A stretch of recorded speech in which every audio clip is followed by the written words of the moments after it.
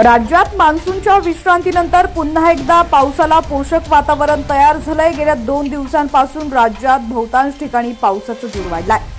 काल 9 ऑगस्ट मुंबई, नवी मुंबईसह पुणे, मध्य महाराष्ट्रात बहुतांश ठिकाणी पावसाची हजेरी लागली। काल राज्यभर पावसाचा येलो अलर्ट होता। आजही विदर्भ, मराठवाडा व मध्य महाराष्ट्रात जोरदार पावसाचा अलर्ट देण्यात आलाय। हवामान विभागाच्या अंदाजानुसार बंगालच्या उपसागरात 13 ऑगस्ट पासून कमी दाबाचा पट्टा तयार होणार आहे।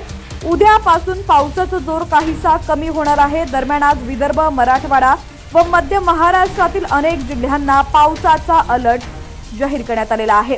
नेमका आता कोणकोणत्या जिल्ह्यांना पावसाचा अलर्ट देण्यात आलाय, सविस्तर बातमी पाहूयात। पण त्याआधी तुम्ही जर HPN मराठी न्यूज चॅनल पहिल्यांदाच पाहत असाल आणि अजूनही चॅनलला सबस्क्राइब केलेलं नसेल तर आत्ताच सबस्क्राइब करा, जेणेकरून आमचे अपडेट्स लवकरात लवकर तुमच्यापर्यंत पोहोचतील। हीच बातमी तुम्ही आता फेसबुकवरती पाहत असाल तर आमच्या HPN न्यूज या फेसबुक पेजला देखील नक्की फॉलो करा।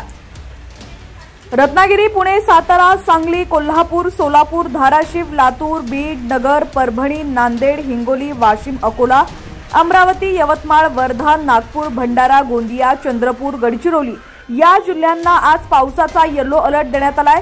मुंबईसह मुंबई उपनगर, ठाणे, रायगड, पालघर, नाशिक, छत्रपती संभाजीनगर, जालना, धुळे, जळगाव या जिल्ह्यांमध्ये अलर्ट नसला तरी हलक्या पावसाची शक्यता आहे।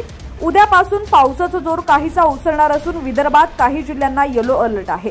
त्यानंतर 2 दिवसांनी मराठवाड्यातही पावसाची शक्यता वर्तवण्यात आली आहे। प्रादेशिक हवामान केंद्र मुंबई इथून प्राप्त झालेल्या अंदाजानुसार पुढील 3 ते 4 तासात छत्रपती संभाजीनगर, जालना, हिंगोली, परभणी, बीड व नांदेड जिल्ह्यात तुरळक ठिकाणी हलक्या स्वरूपाच्या पावसाची तर काही ठिकाणी वादळी वारा, विजांचा कडकडाट व वाऱ्याचा वेग अधिक राहण्याची शक्यता आहे।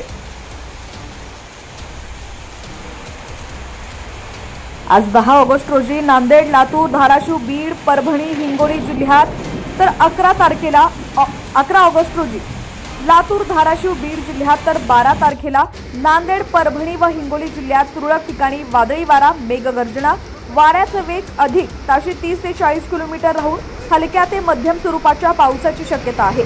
मराठवाड्यात दिनांक 8 व 9 ऑगस्ट रोजी बऱ्याच ठिकाणी तर 10 ते 12 ऑगस्ट दरम्यान काही ठिकाणी हलक्या ते मध्यम स्वरूपाच्या पावसाची शक्यता आहे।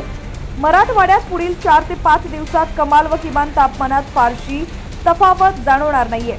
दरम्यान सोलापूर जिल्ह्यात देखील पावसानं आपली चांगलीच दमदार हजेरी लावल्याचं चित्र पाहायला मिळालं।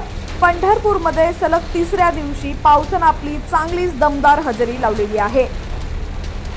हवामान विभागानं दिलेल्या माहितीनुसार फिरोजपूर पासून चंदीगड, देहरादून, खेरी, पाटणा, बंकुरा, देघा ते ईशान्य बंगालच्या उपसागरापर्यंत मान्सूनचा कमी दाबाचा पट्टा सक्रिय झालाय।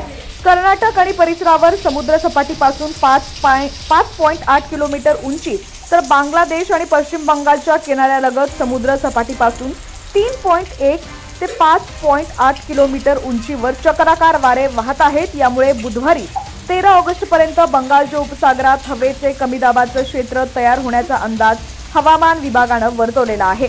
आज मराठवाडा, विदर्भ आणि कोकण या भागात मेघगर्जनेसह मुसळधार पावसाची शक्यता आहे।